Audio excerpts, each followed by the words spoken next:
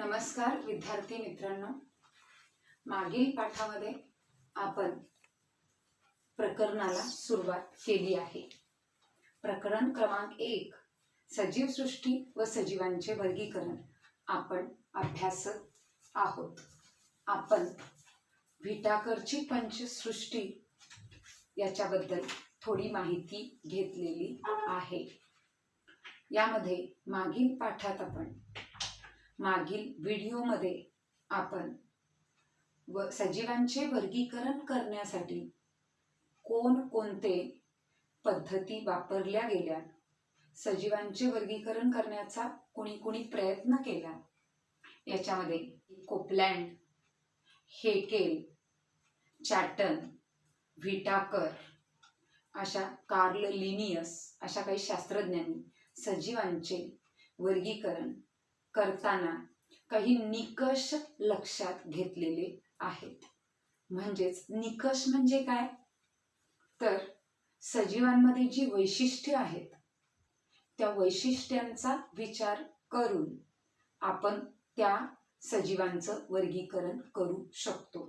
उदाहरणार्थ काही निकष लावून आपल्याला सजीवांचं वर्गीकरण कसं करता येईल याचं एक उदाहरण पाहूया. जसं सजीवांचं वर्गीकरण, सजीव सृष्टीचे वर्गीकरण किंवा सजीवांचं वर्गीकरण करताना कोणते निकष लक्षात घेतले गेले याच्यामध्ये एक उदाहरण आपण अभ्यासूया.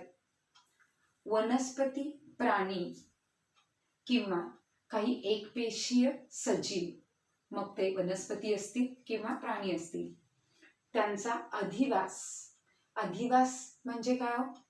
अधिवास म्हणजे या सजीव सृष्टींचं राहण्याचं ठिकाण. बघा बरं, तर आपल्याला बरेच असे प्राणी आणि वनस्पती माहीत आहेत की ज्यांचा अधिवास कोठे असतो, ते राहतात कोठे. उदाहरणार्थ साप आपण म्हणतोय बिळात राहतो, किंवा काही वेळेला साप पाण्यातही राहतो, जमिनीवरही राहतो, बरोबर. याच्याशिवाय काही वन्य प्राणी, वाघ, सिंह, चित्ता, बिबट्या कुठं राहतात? जंगलात राहतात, बरोबर. म्हणजेच भूपृष्ठावर त्यांचा अधिवास आढळतो. याच्या उलट काही सजीव, काही प्राणी आपल्याला पाण्यामध्ये आढळतात. म्हणजे जसं कासव, खेकडा, मासे, काही बेडूक, साप सुद्धा पाण्यात राहतात. यामध्ये पुन्हा आपल्याला आणखीन असं वर्गीकरण घेता येईल की गोड्या पाण्यात राहणारे काही प्राणी आहेत आणि खाऱ्या पाण्यात राहणारे प्राणी. काही प्राणी असे की जे गोड्या पाण्यातही राहतात व खाऱ्या पाण्यातही राहू शकतात. आता आपण जर पाहिलं तर काही मासे खाऱ्या पाण्यातील आणि काही मासे गोड्या पाण्यात त्यांचा अधिवास आढळतो, की ज्यांना आपण जलचर असं म्हणतो, बरोबर. म्हणजेच याच्याशिवाय आपण आणखीन काही पाळीव प्राण्यांचा अभ्यास करतो तेव्हा असं लक्षात येईल, काही प्राणी आपण बांधलेल्या घरात म्हणजेच गोठ्यात किंवा तबेल्यात राहतात, किंवा ते भूपृष्ठावर काय होत असतात, वावरत असतात. याच्याशिवाय काही प्राणी आपल्याला गवताळ प्रदेशात, काही बर्फाळ प्रदेशात, तुम्ही पाहिलंय का बर्फाळ प्रदेशात राहणारे प्राणी, की ज्यांच्या अंगावर केसाळ काय असतं, म्हणजे त्यांचं शरीर पूर्ण केसांनी झाकलेलं असतं. उदाहरणार्थ अस्वल, रेनडियर, याक असे काही प्राणी आहेत की जे आपल्याला थंड प्रदेशात, बर्फाळ प्रदेशात आढळतात. तुम्हाला आठवतं का? बघा, ऑस्ट्रेलियाचा प्राणी कोणता? ऑस्ट्रेलियामध्ये प्रामुख्याने आपल्याला कांगारू आढळतो. का बरं? कांगारूला त्या ऑस्ट्रेलियामधील त्या ठिकाणचा वातावरण अनुकूल आहे. म्हणजेच त्यांच्या अधिवासाला तेथील वातावरण, तेथील परिसर काय झालेला आहे, अनुकूल असल्यामुळे ते आपल्याला तेथे आढळतात. पक्षी कुठं राहतात हो? पक्षी बऱ्याच वेळेला आपल्याला आकाशात उडताना, काही वेळेला ते जमिनीवर येतात. काही पक्षी आपल्याला पाण्यात पाहायला मिळतात. हंस, बदक पाण्यातही तरंगताना दिसतात. याच्याशिवाय मोर किंवा पोपट आपल्याला झाडावर किंवा इकडे तिकडे उडताना, कावळा, चिमणी.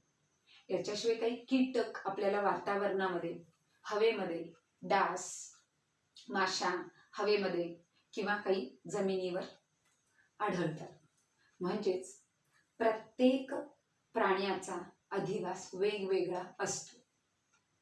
जसं उदाहरणार्थ आपण आणखीन काही उदाहरणं अधिवासाची, की याच्यामध्ये आपण जसा प्राण्यांचा अधिवास पाहिला तसाच वनस्पतींचा पण अधिवास असू शकतो. म्हणजेच काही वनस्पती आपल्याला जमिनीवर वाढलेले दिसतात, काही वनस्पती आपल्याला पाण्यामध्ये आढळतात. काही वनस्पती आपण जर बघितलं तर खडकाळ भागामध्ये वाढतात, काही दलदलीच्या प्रदेशात वाढतात.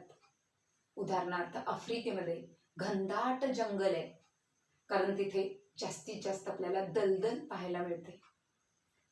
याच्यानंतर काही ठिकाणी डोंगराळ भागातही वाढणारे काही वनस्पती, की जसं काटेरी वनस्पती, बाभूळ किंवा निवडुंग यासारखे काही काटेरी वनस्पती आपल्याला वाळवंटी भागात वाढलेले आढळतात. यानंतर आपल्याकडेही काही वनस्पती पाहायला मिळतात, की ज्या वनस्पती आपण इतर भागात पाहू शकत नाही, आणि काही वनस्पती इतर भागातल्या आपल्याकडे वाढताना दिसत नाहीत. बऱ्याच वेळेला आपण असं म्हणतो नागपूरची संत्री. म्हणजे काय हो? संत्र्याची झाडं वाढण्यासाठी अनुकूलित वातावरण जे आहे ते नागपूरच्या येथील वातावरण त्यासाठी अनुकूलन आहे. याशिवाय कोकणामध्ये आपल्याला काजू फणसाची झाडं आढळतात. तीच झाडं आपल्याकडे फारशी वाढत नाही. फणसाची किंवा काजूची किंवा आंब्याची झाडं आपण पाहिलं तर जास्तीत जास्त आपल्याला ती कोकणात आढळून येतात. याशिवाय नारळाची झाडं उंचच्या उंच असतात.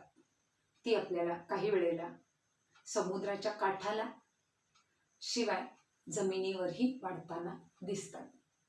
याच्याशिवाय असे काही वनस्पती आहेत की ज्या फक्त पाण्यातच वाढतात. उदाहरणार्थ आपण जर पाहिलं तर जलपर्णी केंदाळ म्हणतो आपण त्याला, बरोबर. असे काही स्पायरोगायरा काही वनस्पती आहेत, शेवाळ, की ज्या फक्त पाण्यातच वाढतात, बरोबर. आणि काही वनस्पती पाण्यात आणि जमिनीवर दोन्हीकडे त्यांची वाढ होऊ शकते. कमळ कुठं वाढतं बरं? बऱ्याच वेळेला आपण पाहिले कमळ पाण्यात उगवून आलेलं दिसतं. म्हणजेच प्रत्येकाचा राहण्याचा ठिकाण वेगवेगळा आहे. म्हणजेच त्याचा निवारा, अधिवास म्हणजे निवारा वेगवेगळा आहे. त्या निवाऱ्याचा विचार केला तर आपण या प्राण्यांचं आणि वनस्पतींचं, सजीव सृष्टीचं वर्गीकरण वेगवेगळ्या गटात करू शकतो. उदाहरणार्थ जेव्हा आपण त्यांच्या अधिवासाचा विचार करतो, अधिवास म्हणजे राहण्याचे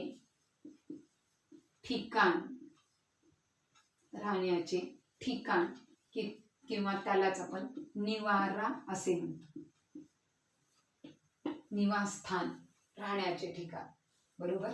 म्हणजेच अधिवासानुसार आपल्याला काही वनस्पती आणि प्राण्यांचं वर्गीकरण करता येतं.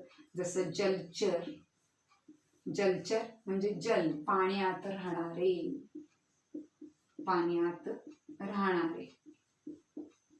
बरोबर. पाण्यात राहणारे वनस्पती आहेत आणि प्राणीही आढळतात. जलचर किंवा आपण त्याला जलीय वनस्पती, जलीय प्राणी. भू म्हणजे जमीन, जमिनीवर वाढणारे, जमिनीवर राहणारे, ज्यांचा अधिवास जमीन आहे, भूपृष्ठ आहे, त्यांना आपण भूचर असं म्हणतो. खेचर ज्यांचा अधिवास हवेत म्हणजे जे प्राणी किंवा पक्षी हवेत उडतात त्यांना आपण खेचर असे म्हणतो. म्हणजेच इथं आपल्याला याप्रमाणे आपण त्याचं वर्गीकरण करतो तेव्हा आपण इथं कोणता निकष लावलेला आहे? अधिवास म्हणजे त्यांचं राहण्याचं ठिकाण, निवारा, निवासस्थान हे निकष लावून आपण प्राण्यांचं 3 गटामध्ये वर्गीकरण केलेलं आहे. यामध्ये आणखीन एक गट आपल्याला घालता येईल की उभयचर. म्हणजे असे एकूण आपण 4 गटामध्ये त्याचं वर्गीकरण करू. उभयचर, उभय म्हणजे दोन्ही, जसं पाणी व जमीन या दोन्हीकडे राहणारे, दोन्हीवर वाढणारे वनस्पती किंवा प्राणी यांना आपण उभयचर असं म्हणतो. जसं पाण्यात आणि जमिनीवर साप, कासव, खेकडा असे काही प्राणी, बेडूक की जे पाणी आणि जमिनी दोन्हीकडे वाढतात किंवा हा दोन्ही त्यांचा अधिवास आहे. म्हणजेच अधिवास हा निकष लावून आपण प्राण्यांचं वर्गीकरण 4 गटामध्ये करू शकतो. म्हणजेच इथं एक निकष विचारात घेतला की जो आहे अधिवास. याप्रमाणे व्हिटाकरची पंचसृष्टी आपण अभ्यासणार आहोत. यामध्ये व्हिटाकरची पंचसृष्टी अभ्यासत असताना कोणकोणते निकष विचारात घेतले याचा आपण थोडासा अभ्यास करूया. याच्यामध्ये पहिला निकष विचारात घेतला पेशींची जटिलता.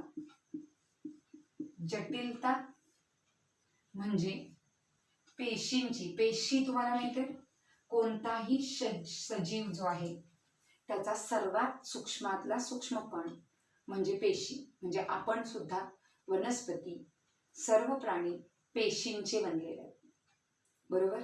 या पेशींची जटिलता म्हणजे तो प्राणी एका पेशींचा बनलाय का अनेक पेशींचा बनलाय यानुसार आपण त्यांच्यामध्ये पेशींची रचना कशी आहे आणि त्यामध्ये पेशींच्या रचनेवरून आपण काय करू शकतो याचे पुन्हा 2 गटात वर्गीकरण करू शकतो. याच्यामध्ये पहिला आहे आदि केंद्रकी, आदि केंद्रकी व दुसरा दृश्य केंद्रकी, दृश्य केंद्रकी. म्हणजेच काय आदि केंद्रकी म्हणजे काय? याच्यामध्ये आपण पेशी जी असणार आहे त्या पेशीमध्ये जो केंद्रक असणार आहे तो केंद्रक आणि त्या पेशीमधील इतर पेशी अंगके, आणखीन कोणती पेशी अंगके असतात यामध्ये तुम्ही शिकला आहात. गोल्गी काय, हरित लवक, पेशी द्रव्य या सगळ्यांपासून केंद्रक काय असतो त्यामध्ये आपल्याला दिसत नाही. केंद्रक स्पष्ट दिसत नाही म्हणजे तो अस्पष्ट असतो. म्हणजेच याच्यामध्ये पेशींमध्ये जेव्हा आपण एखादी पेशी काढतो तेव्हा त्यामध्ये पेशी द्रव्य इतर काही पेशी अंगके असतात. त्यामध्ये आपल्याला केंद्रक आणि केंद्रकाभोवती केंद्रक पटल असते, बरोबर. आणि केंद्रक पटल असल्यामुळं हा केंद्रक आपल्याला स्पष्टपणे दिसतो. त्याला आपण दृश्य केंद्रकी म्हणणार आहे. दृश्य म्हणजे दिसणे. म्हणजेच दृश्य केंद्रकी प्राणी म्हणजे काय? ज्या प्राण्यांमधील केंद्रकाभोवती केंद्रक पटल असते. या प्राण्यांच्या केंद्रकाभोवती काय असते? केंद्रक पटल असते. केंद्रक पटल असते. यामुळं काय होतं? त्या पेशीमध्ये केंद्रक आणि इतर पेशी अंगके आपल्याला स्पष्टपणे दिसतात. पण आदि केंद्रकीमध्ये केंद्रक आपल्याला अस्पष्ट दिसतो. म्हणजेच केंद्रक आणि इतर पेशी अंगकांमध्ये केंद्रक पटल नसते. केंद्रपटल नसते. बरोबर. याच्यानंतर दुसरा एक निकष आपल्याला पाहता येईल की सजीवांमधील जटिलता. दुसरा निकष आपण लावतोय सजीवांची जटिलता. याच्यामध्ये आपण तो सजीव किती पेशींचा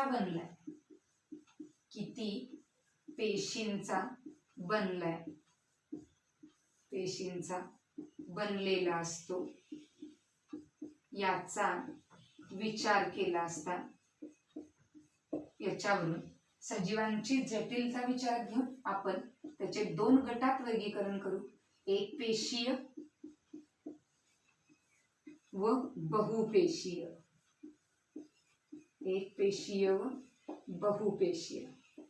इकडे पहा, एक पेशीय म्हणजे असे सजीव की जे सजीव फक्त एकाच पेशींचे बनलेले आहेत. मग विद्यार्थी मित्रांनो, तुम्हाला माहित आहे का बघा, एक पेशीय प्राणी किंवा वनस्पतींची उदाहरणं.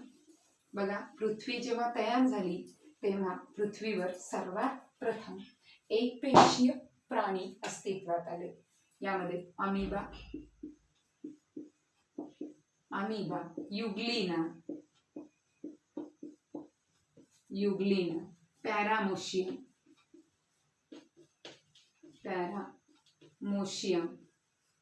इत्यादी आपल्याला एक पेशीय सजीव आढळते.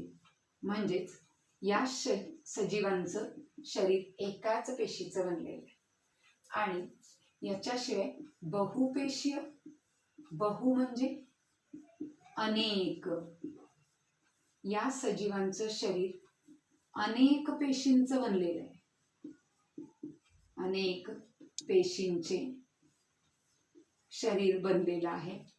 यामध्ये आपण बरेच वनस्पती आणि प्राणी यांचा उल्लेख करू शकू. वाघ, चिता, घोडा, मानव, आपण सुद्धा बहुपेशीय प्राणी आहोत. बरोबर. नारळाचं झाड, आंब्याचं झाड हे सगळे बहुपेशीय प्राणी आहेत. बरोबर. यामध्ये सजीवांची जटिलता हा दुसरा निकष विचारात घेऊन त्याचे वर्गीकरण आपण एकपेशीय आणि बहुपेशीय अशा 2 गटात करू शकतो.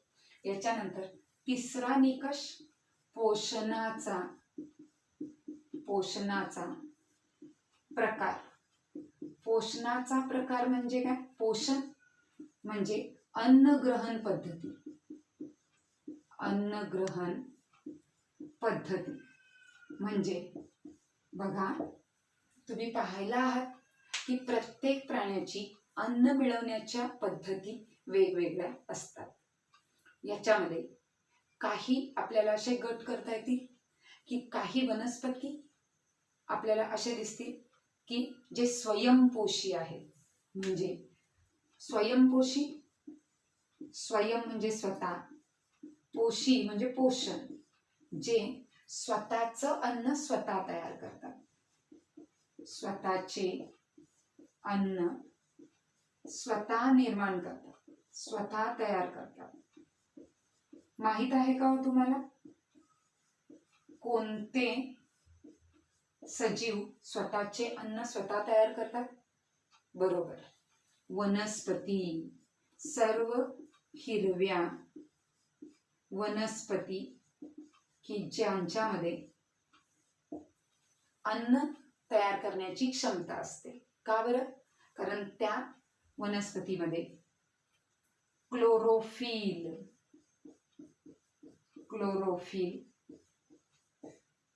नावाचा घटक असतो. बरोबर, की ज्या क्लोरोफिल नावाच्या घटकामुळे त्याला हिरवा रंग मिळालेला असतो. म्हणजेच त्याला आपण हरित लवक असं म्हणतो. हरित लवक. या हरित लवकामुळे त्या वनस्पती स्वतःचं अन्न स्वतः तयार करतात. त्या प्रक्रियेला आपण प्रकाश संश्लेषण प्रक्रिया म्हणतो. याच्यावरून आपण स्वयंपोषी, दुसरा परपोषी. पर म्हणजे दुसऱ्यावर, परपोषी, पोषी म्हणजे पोषण,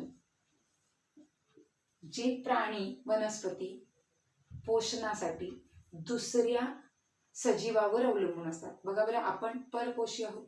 का बरं?